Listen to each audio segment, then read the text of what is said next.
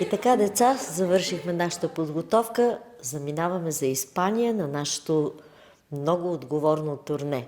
Знаете, в Испания ще имаме няколко концерта преди конкурса, така че се надявам вие да бъдете абсолютно готови и отдадени на пътуването. В неделя заминаваме. Испания ни очаква, има големи надежди за нашето добро представяне. Успех ви желая!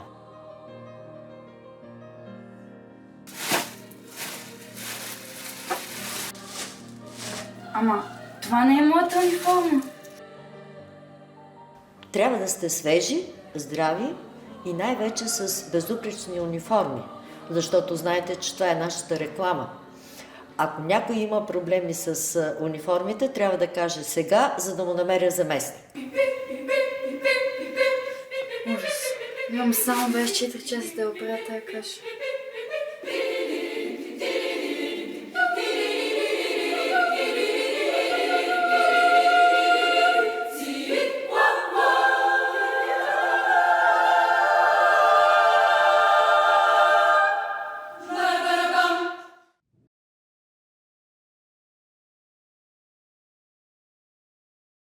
Да създадеш един хор е приключение и всеотдайност, и разговор и със себе си, с музиката и с децата.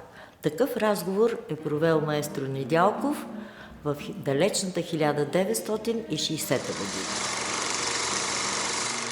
Когато от Радио София ме поканиха да създам детския радиохор, малко се изплаших. Те ми назначиха за диригент, а хор нямаше. Трябваше да прослушам над 2000 деца от София, за да мога да избера тези, с които започнах.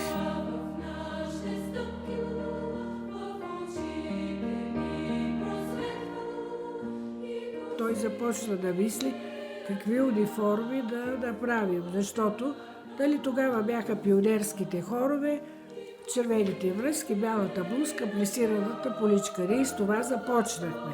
Но той каза, аз трябва да измисля нещо такова, което, като го види публиката, да каже, това е детския радиохор. И затова той се обърна към народната художничка Нева Тосузова, каза и каква му е идеята и тя по най-добрия начин да прави скица на униформата. Това е самоковска шевица. Маестрото реши, че трябва да бъдат бели рокли. Така се случи, че имахме турне в Виена и там беше фирмата Штайер.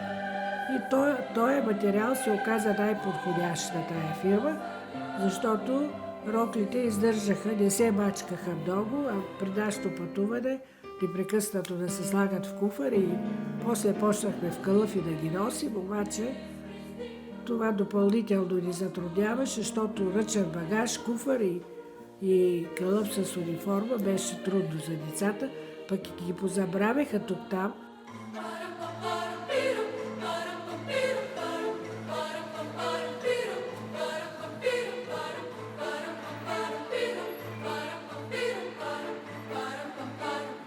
Униформите трябва да бъдат по конец, както се казва.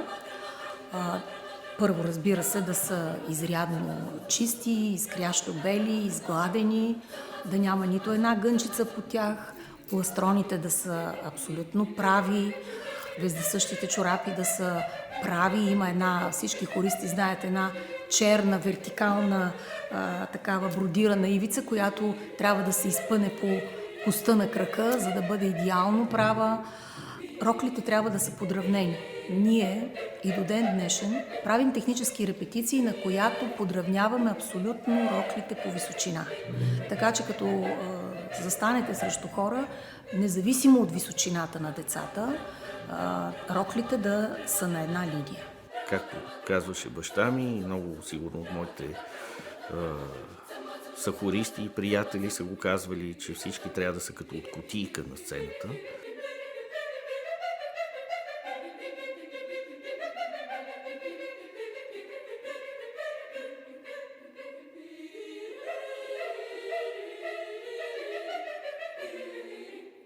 до ден днешен си пазя моята униформа горе в гардероба. Не съм си я върнал, всички да знаят. Ако трябваше си я платя, не съм си върнал униформата.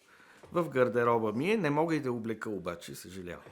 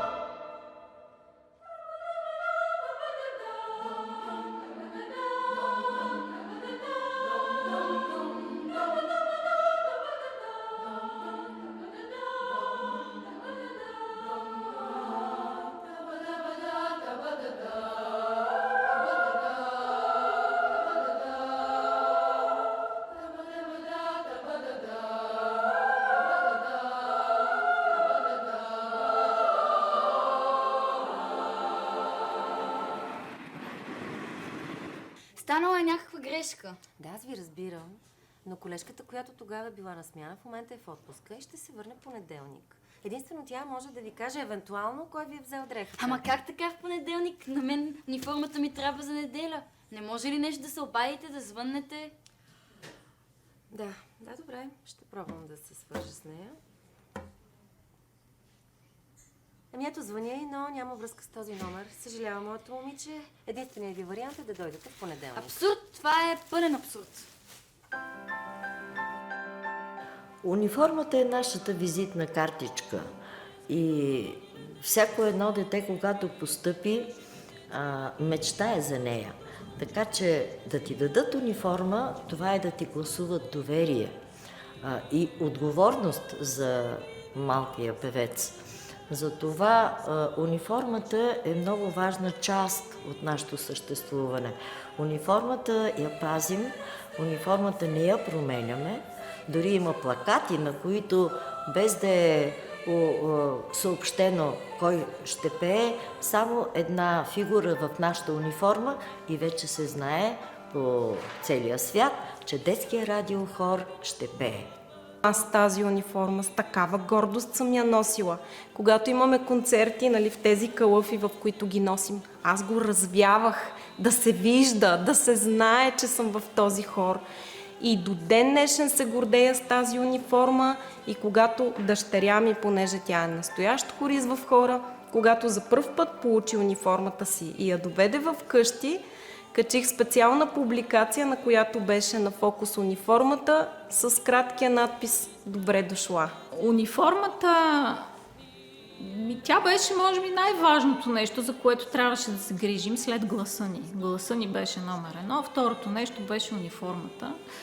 И преди концерт ние имахме ангажимент една към друга да си преглеждаме как стоиме, равни ли са ни чорапите, равни ли са ни, подравнено ли ни е всичко, косите как са, лентите как са. Тук трябваше да изпълнат пластрона, но истината е, че ние тогава това не сме го осъзнавали. Даже са ни казвали: добре де, вие тия униформи от 30 години сте с тия униформи, толкова ли не може да смените с нещо по-модерно? Тя ги вижте другите състави, колко по-шарени и свежи са, пък вие с тия старомодни униформи. И сме се замисляли за това в интерес на истината, но погледнете снимките. Вижте как стоим на сцена. Греем.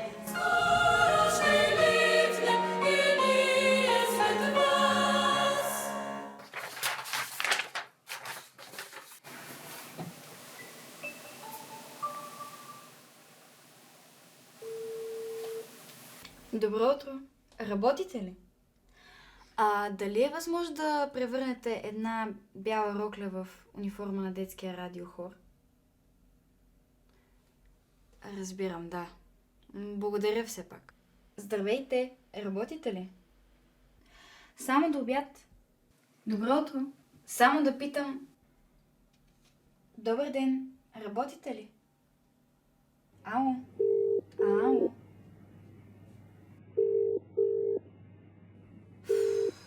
Спокойна ми е работата. Когато застанах пред хора като главен диригент, ми беше трудно, защото изведнъж трябваше да обуя обувките на маестрото и да крача с неговите крачки, а те са много големи. Затова трябваше да мисля по какъв начин да продължи развитието на хора. С нов репертуар, с нови традиции, които се въвеждат и колкото може повече сцени.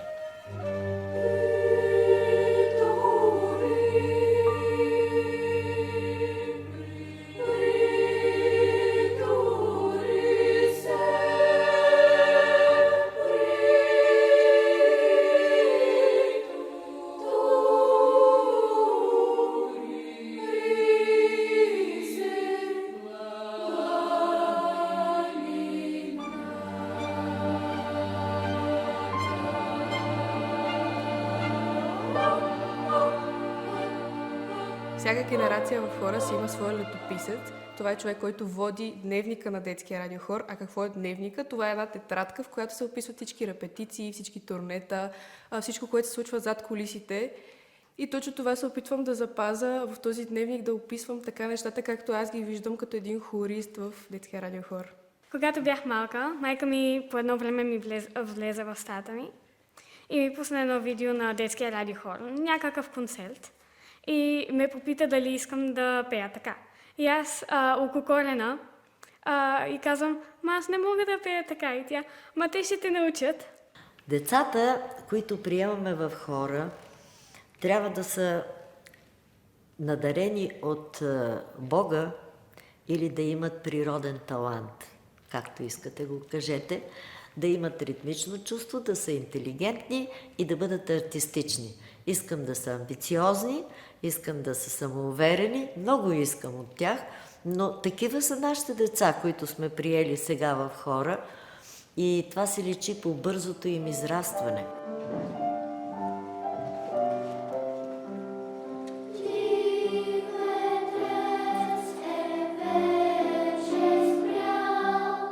Ние правим прослушвания регулярно на всеки 3-4 години. Тези деца се обучават в рамките на 2 години, а след първата година получават и униформата си. Даже когато аз бях в хора, това е края на 70-те до средата на 80-те години, ние излизахме на сцена за първи път някъде на 3-та, че дори на 4-та година от обучението си. Тоест тия ни 4 години ти само седиш и се учиш и изобщо не помисляш за сцена. Ще ви представим първия канон, който научиха децата и той се казва Вива на музика. Да живее музиката.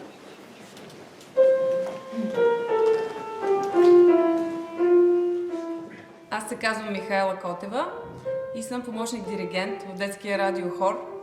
Вече 7-ми сезон. Много е интересна работата с малките певци. Изключително удоволствие е всеки ден да се срещаме с толкова талантливи деца и всъщност да имаме възможност да проследим и подпомогнем тяхното развитие.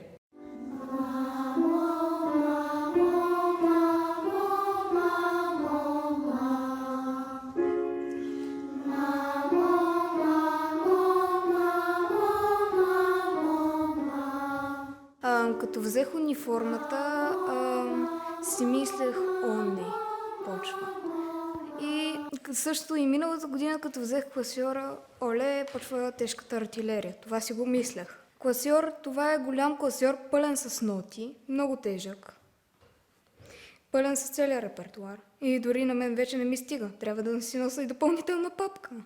Когато за първи път ми дадоха униформата, аз вече бях в младшия концертен състав и бяхме малка групичка, не бяхме с останалите стажанти, да кажем около 6 човека. И пробвахме униформи, обувки, чорапи ни даваха. И просто беше много хубав момент за мен. Бях много щастлива, чувствах се вече като част от този хор, наистина.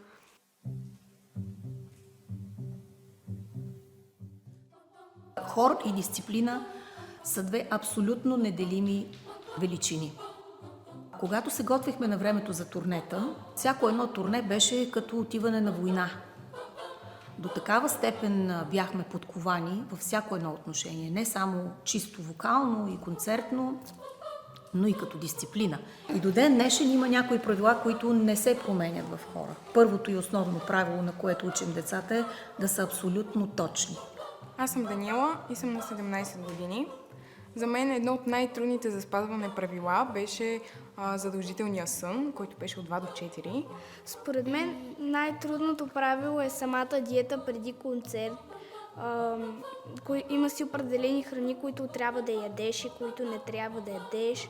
Преди концерт е хубаво да се ядат сладки неща, но не шоколад, защото той полепва по гърлото и те дразни. Също не трябва да се ядат ядки, защото те също дразнят гърлото. Друго неотменно правило е да бъдем добри, да бъдем толерантни, да бъдем внимателни един към друг. Защото на сцената всички са еднакви. Всички седат един до друг и разчитат един на друг. Там не си сам, там си част от цялото.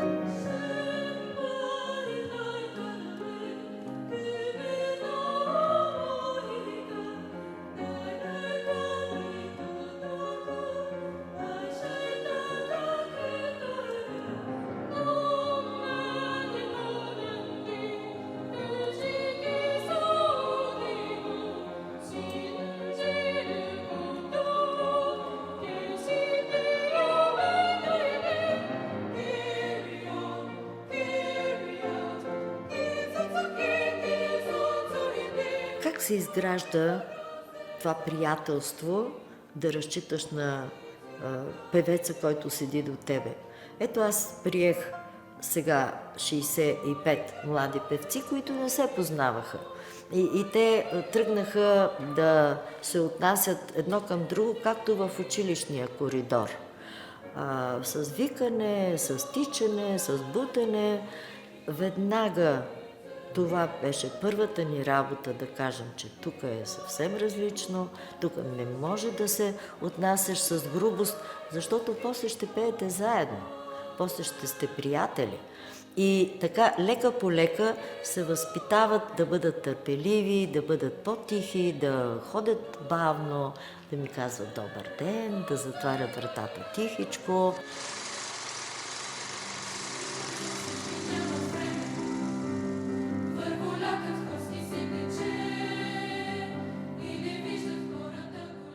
Кранево, там такава школовка сме получили всички. Аз си спомням, че първата година, например, въобще не бях предвидила, че времето може да се развали и освен бански и джапанки, не си бях взела яке и маратонки. И така се случи, че точно първата година, след 2-3 дни, времето много се развали, станах много хладно и тогава майка ми изпрати от София, разбира се, обувки и топло яке, но докато дойдат, други хористки, по-големи, ми услужиха и ми дадоха и яке, и обувки, така че от първия момент за едно малко дете, което е далеч от семейството си, усетих една много голяма томплина, съпричастност, която предполагам, че всички ние в някакъв момент сме го усетили от другите хористи. Но най-важното, което за мен остава тези години, е приятелството. Просто това са приятелства от десетки години, повече от 50 за мене. Ние до сега се наричаме една друга от нашето поколение приятелки мамина, защото толкова много сме преживяли заедно и толкова много моменти сме имали, в които сме си били и мами, и братя, сестри, както каза. Така че това е най-силното за мен, което става и това, в което ни е възпитал детския радиохор, едно от многото неща, да знаем как да бъдем съпричастни, как да се поддържаме един друг. Сигурно съм заняла на всяко едно шивашко ателие в града, разбираш? И навсякъде едно и също. Не може и не може. А защо просто не признаеш на майстрата, че униформата я няма? Толкова съм го чакала това турне и накрая какво? Изгубих си униформата. Ма да ти дам моята униформа. Ще кажа на госпожата, че ще пътувам и ще отсъствам по семейни причини и това е. Аз вече съм била на турне, на теб сега ти е по-важно. Не, дума да не става. В крайна сметка ще изям 10 сладоледа, ще се разболея и ще кажа на майстрата, че не мога да пътувам. Поне да е по-автентично. Имам по-добра идея. Отиваме в мола и търсим щамповане на тениски. Добре.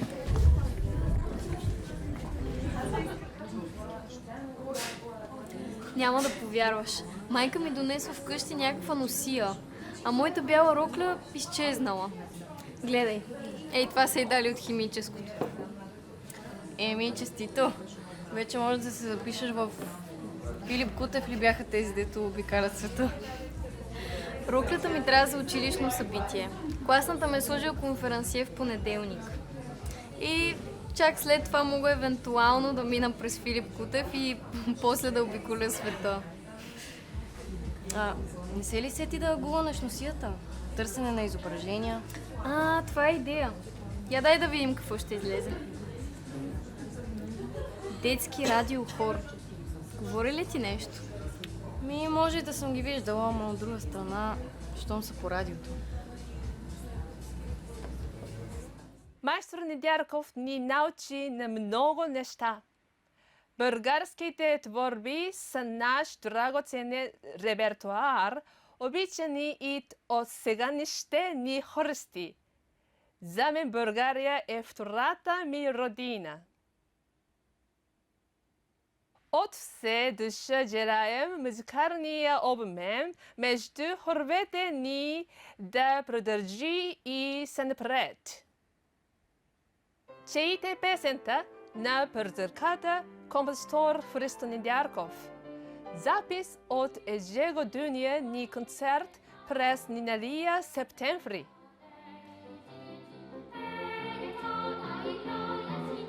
Масово детския радиохор се познава, че е ходил в Япония. Това върви като този хор, който ходи в Япония често. Последните 10 години ние не сме ходили в Япония, но тази приказка остава. За добро остава. Познават на нашите песни, включени са български детски песни в учебниците по пеене, японските. И те ги препознават като техни си песни. Например, Зимната песничка с японски текст. Лека нощ на Парашкев Хаджиев също с японски текст. Най-хубавото творчество на баща ми, не мога да кажа най-хубавото, най-известното да го кажем, е свързано с Коледа. Знаете как всички очакваха неговите коледни концерти всяка година. И наистина това са чудесни, невероятни песнички и всичките зимни, които той е написал. Ето тук сборника с червените бутушки на пияното.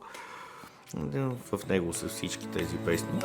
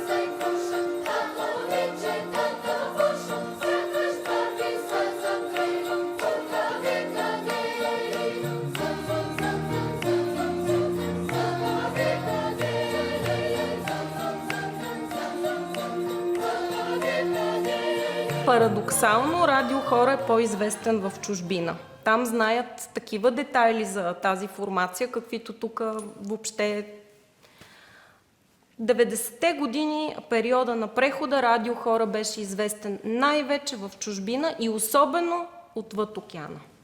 Да, категорично. В 90-те години хората нямаха пари да си купат хляб, а пък ние трябваше да изнасяме концерти.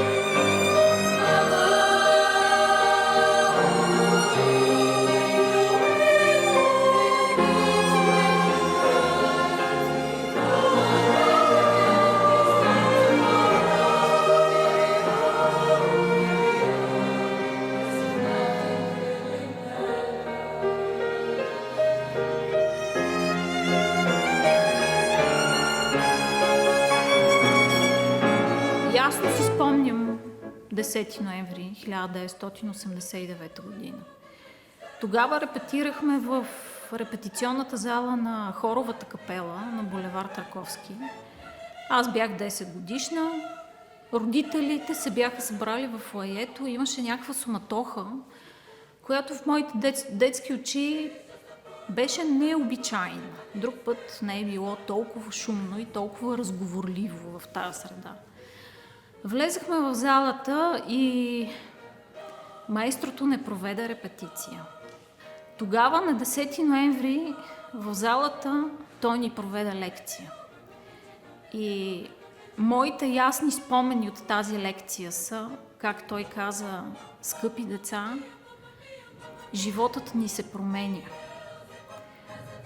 Всичко ще се обърне на 180 градуса. И ни го показа, защото ние бяхме малки. Каза: знаете ли какво е 180 градуса? Ако днес живота ви е така, утре ще стане така. И това беше пророческо. Държавата се разпадна.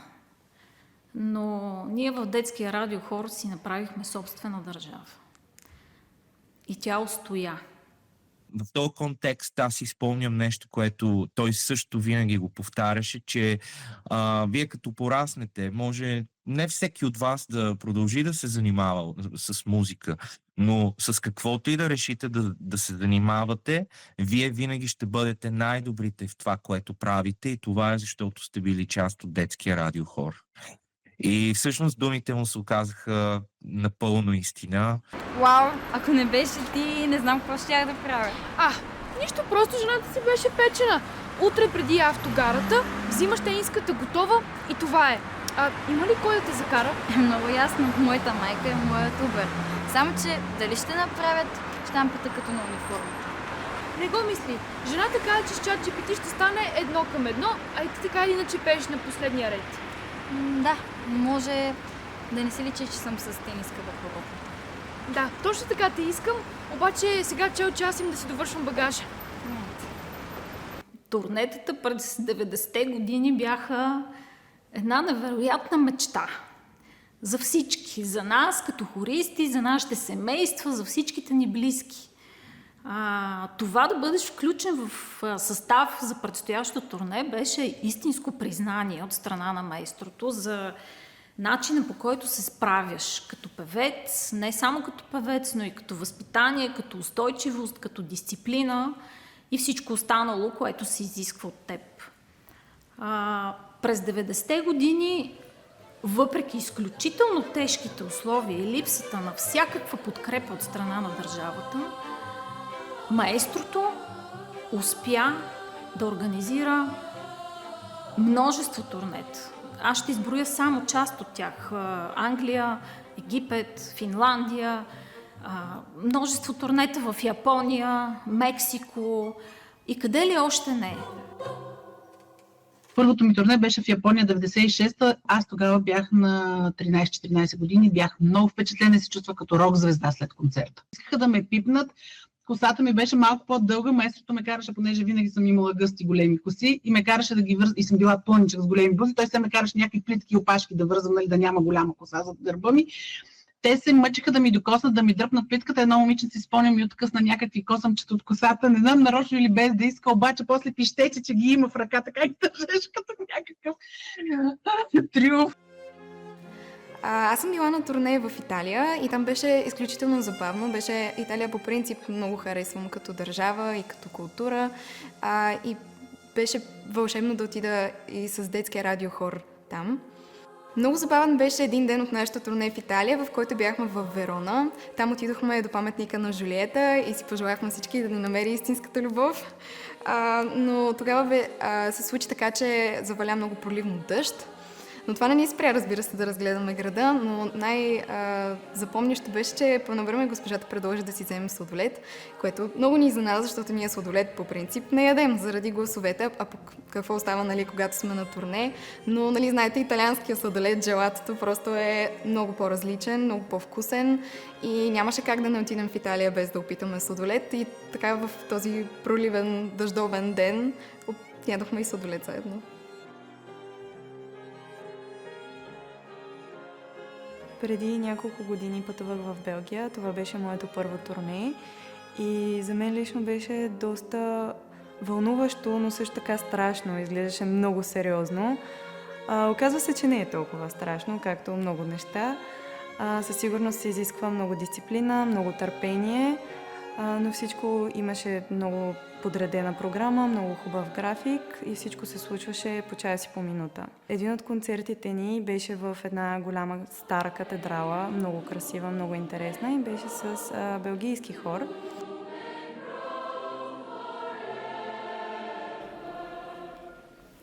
Къде ли репетира този хор?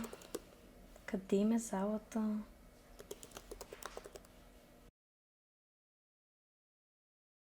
Вие виждате залата, в която се помещава в момента детския радиохор, но тя е само преди 15 години.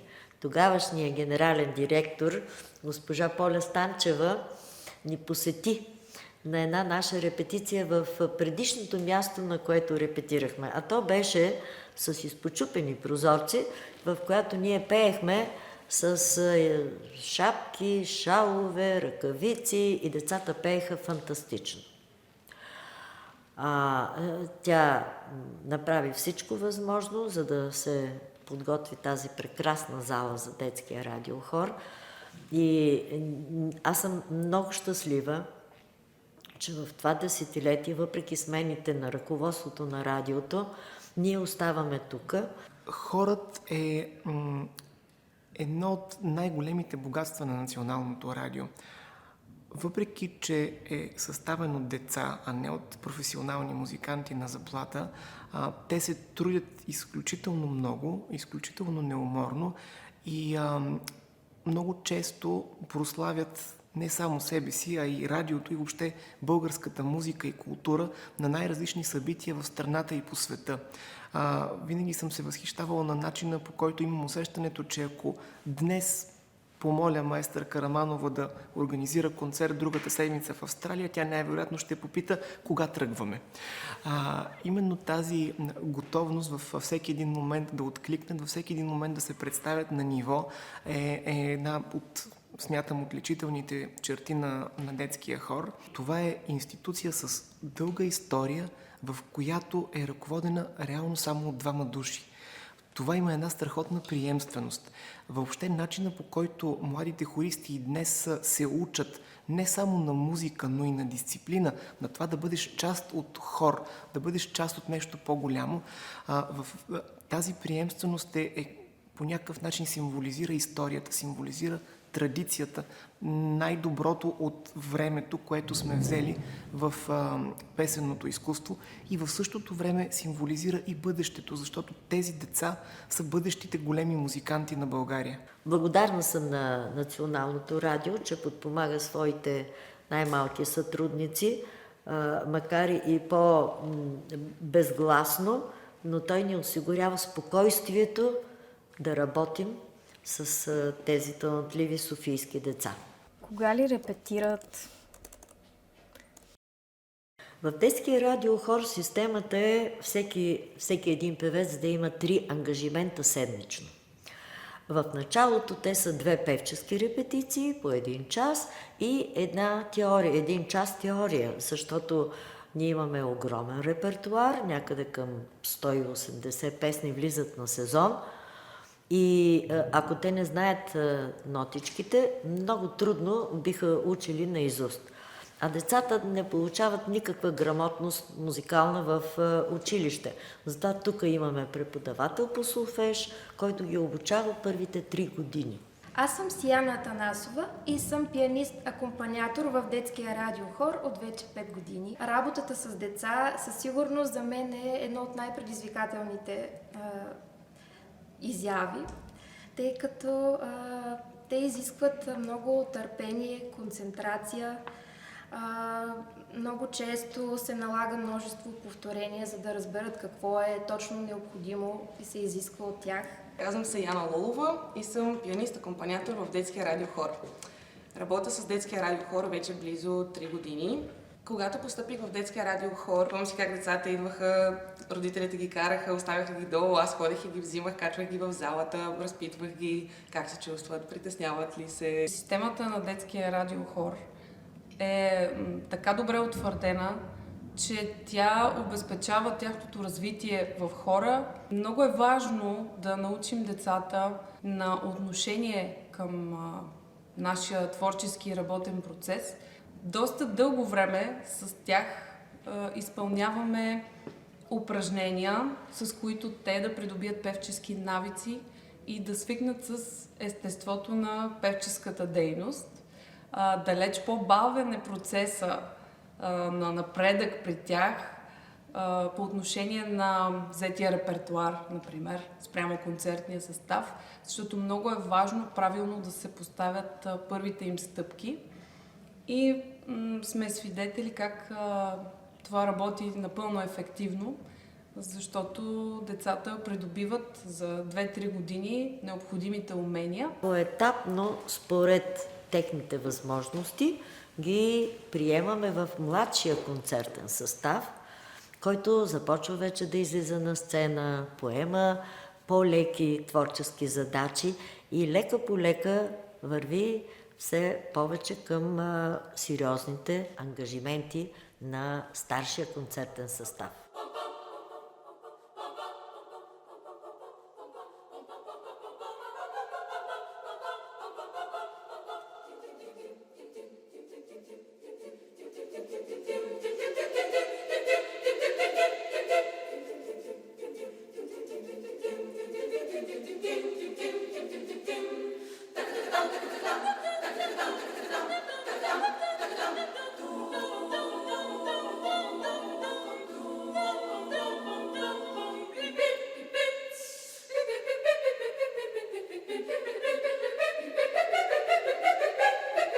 Дали са тук в момента?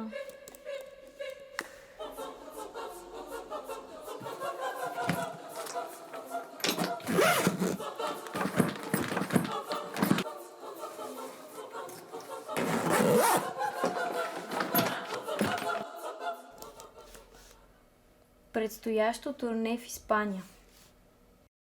Ма това е утре. Сутринта ставам, хващам си едно такси, отивам на летището и правим размяна на дрехи.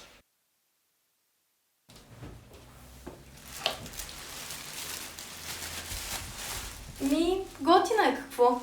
В крайен случай може и да си я задържа.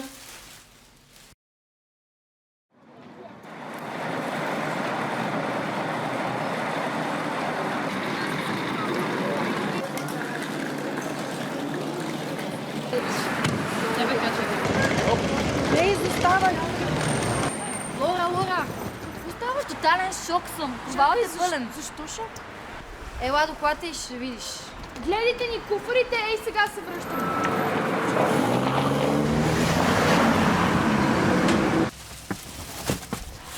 Карайте към летището. Екскурзика ли нещо, а? Не, търся един детски радиохор. Връщам им една дреха и си търся една моя. Виж, според ChatGPT така изглеждала нашата униформа. Жената от тениските каза, че цяла нощ се била играла да генерира щампи и тези двете били най-доброто. Да. Колкото и да си на задния ред, госпожата ще забележи. И вече нямам време да се разболея с 10 сладоледа. Явно просто трябва да кажа на майстрата, че съм несериозна и няма да пътувам, защото си губя нещата.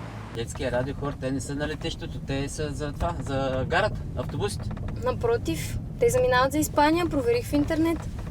Те могат да заминават за Испания, ама заминават с автобусите, защото аз сега закарах едно детенце на момиченце с майка му баща му от радиохора, точно за автобусите, за международните. Моля всеки да си сложи багажа. Всеки да си сложи багажа и като го сложи да се отдръпне. Нали? Да, момент, извинявай. Така, разбрахте ли? Формите горе! Някой да си е губил униформа и да е намирал бяла рокля. Да са ти обърквали нещо на химическо чистене. Ела с мен, знам кого търсиш. Да се качвате. Кажи, моята момиче.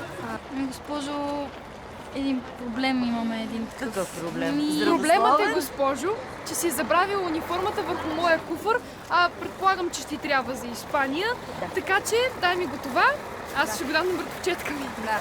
Значи, вече няма проблем, Няма всичко е проблем. наред. Да. Куфър, униформа. Да. Благодаря. Да. Айде. Благодаря. Приятно пътуване. Качвайте се, деца. Понякога има и хора, които ме питат, добре, защо си в този хор, ако се изисква толкова дисциплина, постоянство, не се ли измаряш, нали, не искаш ли да се откажеш?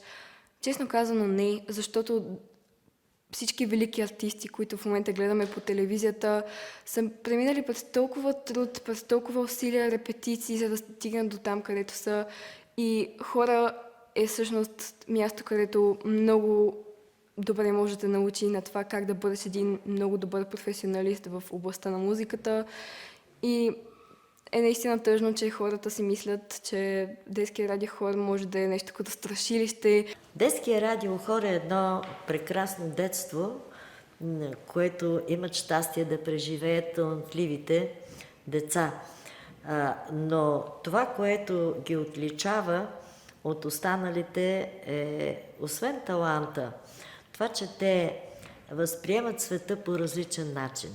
Защото музиката е тази, която ги води в целия им живот.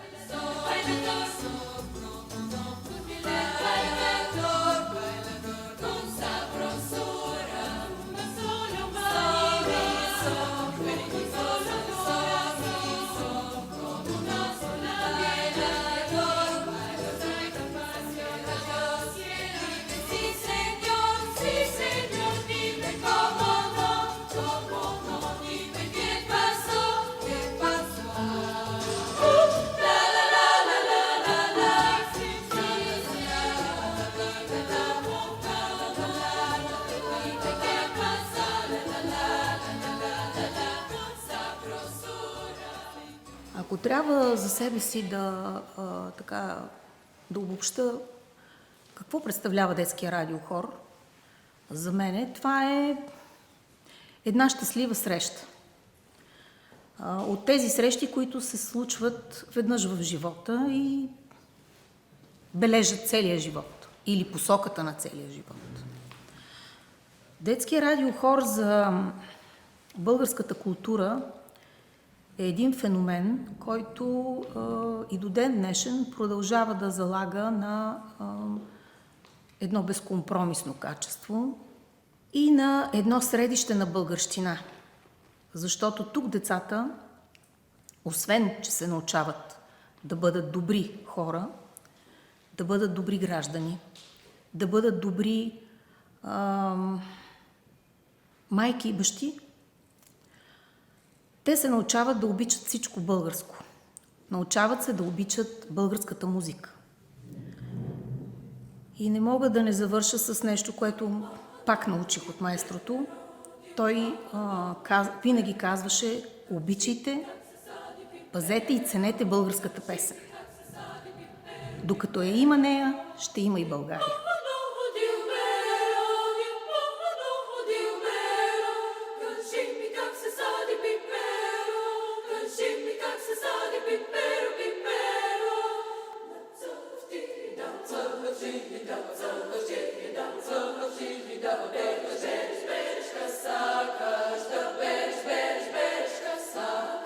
Децата, певците от детския радиохор, изграждат бъдещето, облечено в музика.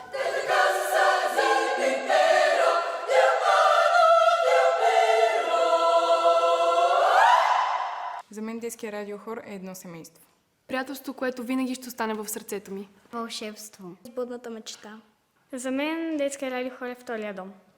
Начин да изразявам себе си чрез музика, нещо, което обичам. За мен детския радиохор е едно място, което ако се разделя с него, ще чувствам живота ми много празен. За мен детския радиохор е едно голямо семейство, в което има много дисциплина и много любов. Приключение. За мен е чест и привилегия да бъда част от историята на детския радиохор. Аз мисля, че трябва да сме верни на себе си. Че най-хубаво е, когато следваме нашия път. Ние имаме страхотно звукоизвличане, което ни различава от всички останали хорове в България. И това трябва да се пази и да се развива.